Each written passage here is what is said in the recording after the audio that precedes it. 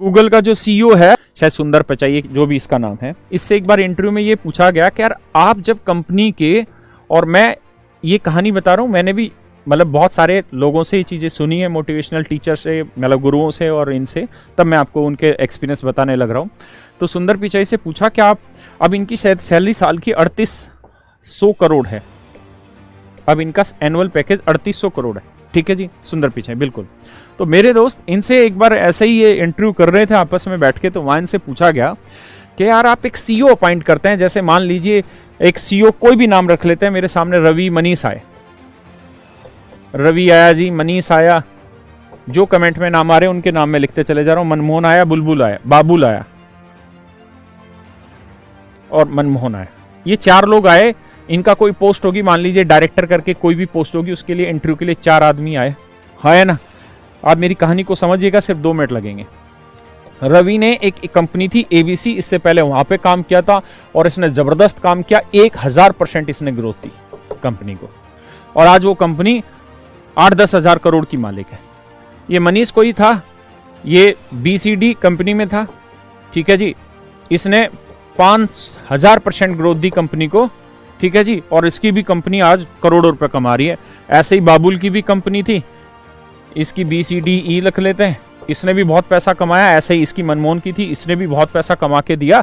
यानी चारों के चारों जो कैंडिडेट आए, चारों के चारों खतरनाक थे, चारों के चारों जबरदस्त थे, मतलब चारों के चारों का एक्सपीरियंस इतना तगड़ा था कि जिस कंपनी में डायरेक्टर बने या अच्छी पोस्ट पे गए, वहां पे इन्होंने धुआं उठा दिया और वहां इन्होंने अच्छा खासा पैसा कमा के दिया गवर्नमेंट को, मतलब उस कंपनी को। अब सुंदर पिचाई जी से सवाल ये पूछा गया कि यार ये कैपेबल है, इसमें दो राय नहीं है, ये भी कैपेबल है, इसमें दो राय नहीं है, ये भी कैपेबल है, ये भी कैपेबल है, इक्वली एजुकेट हैं, साथ के साथ इक्वली इन्होंने इंप्रूव करके दिखाया है अपनी स्टेज को, अपनी कंपनी को, और बहुत बढ़िया से इन्होंने ग्रो करके दिखाया। तो आप इंटरव्यू में इनसे ऐसा क्या सवाल पूछने वाले हैं जिसके थ्रू आप इन चारों में से किसी एक का सिलेक्शन करने वाले हैं? किससे सवाल पूछें? रवि से इसकी टेक्निकल चीजों के लिए सवाल पूछें या इससे क्या पूछें? ये सब तो इनको आता है तभी तो इतने सालों का एक्सपीरियंस है, क्या पूछें इनसे? तो उसने जवाब दिया, हम इनसे सिर्फ और सिर्फ ये पूछते हैं, हम इनसे सिर्फ और सिर्फ ये पूछते हैं कि आपकी लाइफ में जो डिफिकल्टी लेवल आया वो कब आया और क्या डिफिकल्टी लेवल आया और आपने उस डिफिकल्टी लेवल से कैसे उबरा या कैसे अपने आप को उभरा। मतलब how do you come back from your difficulty level और डिफिकल्ट टाइम, जब बुरा वक्त आया तो आप वहां से कैसे उठे मेरे दोस्त, ये हम पूछते हैं।